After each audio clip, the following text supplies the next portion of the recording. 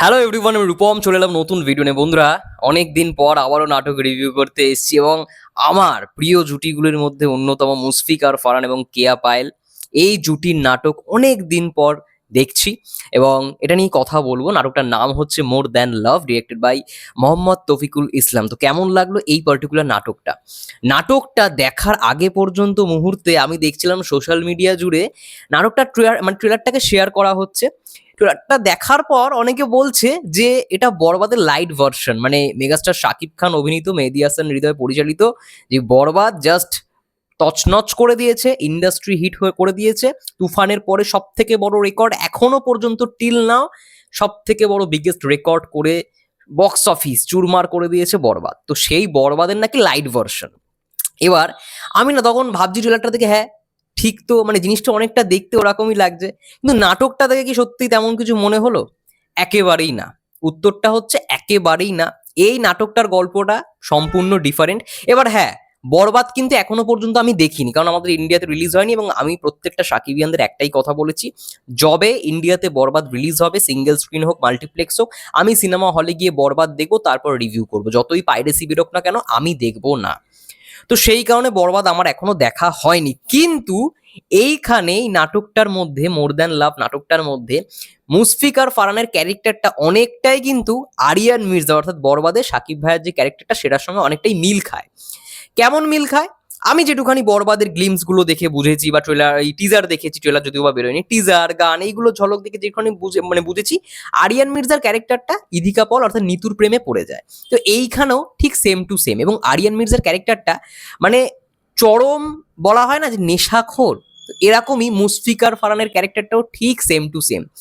এই ছেলেটা এমন নয় যে কারোর ক্ষতি চাইছে, সে একটু মেয়েদের নিয়ে ফুর্তি করতে খুব ভালোবাসে, প্রতিদিন এক একটা মেয়ের সঙ্গে রাত কাটায়, এরকম একটা ক্যারেক্টার দেখানো হচ্ছে, এবং নেশার সঙ্গে অনবরত জুড়ে থাকে, ঠিক আছে, এরকম একটা ক্যারেক্টার।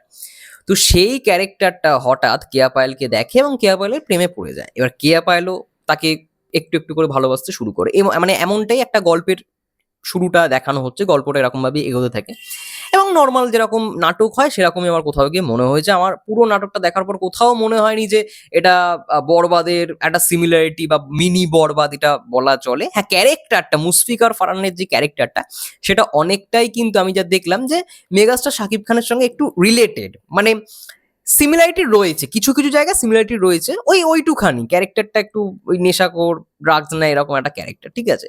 কিন্তু হ্যাঁ, এইখানে সব থেকে ভালো লাগার যে বিষয়টা, মুশফিক আর ফারহানকে এতদিনে যে কটা নাটকে দেখেছি ভাই, আমি সত্যি কথা বলছি, মানে যদি সত্যি কেউ নাটকের মধ্যে একটু ভিন্ন টাইপের ক্যারেক্টার, একটু মানে আলাদা রকমের চরিত্র যদি কেউ পেয়ে থাকে এবং সেই চরিত্রটাকে ভালো করে ফুটিয়ে তুলতে পারে, অবশ্যই সেটা মুশফিক আর ফারহান। যেমন গলার ভয়েস, যেমন অ্যাক্টিং, এবং এই নাটকটা যারা দেখবে আমি ড্যাম শিওর সবার ভালো লাগবে। তার অ্যাক্টিং এর মধ্যে আরো কত কিছু যে ইমপ্রুভ হয়েছে এবং কতটা ডেডিকেটেড, কতটা পারফেকশনিস্ট, এই নাটকটা দেখলে তোমরা বুঝতে পারবে। এই মুশফিক আর ফারহানকে আজ থেকে 2 বছর আগে, মানে অনেক লাইজু, একটা লাইজু নাকি এরকম একটা নাম ছিল, লাইজু তো এই কিছুদিন আগে একটা নাটক বেরিয়েছিল সাদিয়া আয়মানের সঙ্গে, ওটাও আমি দেখেছি, ওটাও বেশ ভালো একটা নাটক। ওখানে সাদিয়া আয়মানের ক্যারেক্টারটা বেশি মানে ফোটানো হয়েছে ওখানে।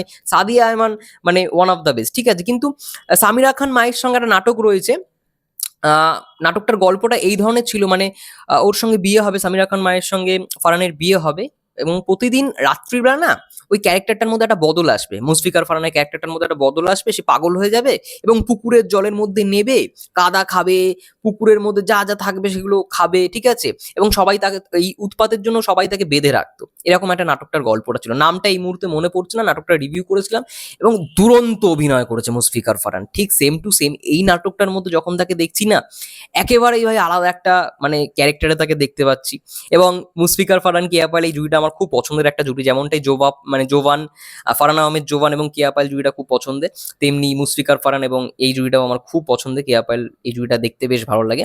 অনেকদিন পর এই জুটিটার নাটক দেখলাম, অনেক নাটক বেরিয়েছে কিন্তু আমি দেখলাম এই নাটকটাই অনেকদিন পর এই জুটির। বেশ ভালো। এদের মধ্যে একটা আলাদাই ভালো কেমিস্ট্রিটা মানে ওয়ার্কআউট হয় কোথাও গিয়ে। ভালো লাগছে দেখতে এবং নাটকটার গল্প আমি বলব না যে খুব আহামরি কিছু রয়েছে। মোটামুটি একটা গল্প দেওয়া হয়েছে এবং যেরকম আরকি নাটক হয় সেরকমই হয়েছে। আ গাড়ির বেশ কিছু দৃশ্য ছিল দেখলাম যে গাড়িটাকে আরকি এই নাটকটার মধ্যে দেখানো হয়েছে। মুশফিকার ফারহান চালাচ্ছে কেয়া পায়েলকে নিয়ে। গাড়িটা দেখতে বেশ ভালো লাগছে। অনেকগুলো শট ছিল বেশ ভালো। সিনেমাটোগ্রাফি ওয়াইজ ভালো এবং অনেকে ক্যামিও তোমরা দেখতে পারি যাদের নাম বললাম তাদের মধ্যে সামিরা খান মাহি রয়েছে। আরো অনেকে রয়েছে, আয়েশা খান রয়েছে। বাকিগুলো তোমরা দেখো। ট্রেলারেও যদিও বা দেখিয়ে দিয়েছে কিছু পোরশন। যাই হোক, বেশ ভালো, আমার বেশ ভালো লাগলো নাটকটা এবং অনেকে বলছিল যে light version of Borbaad, mini Borbaad. তো আমি ভাবলাম যে এটা আবার কি করে হয়?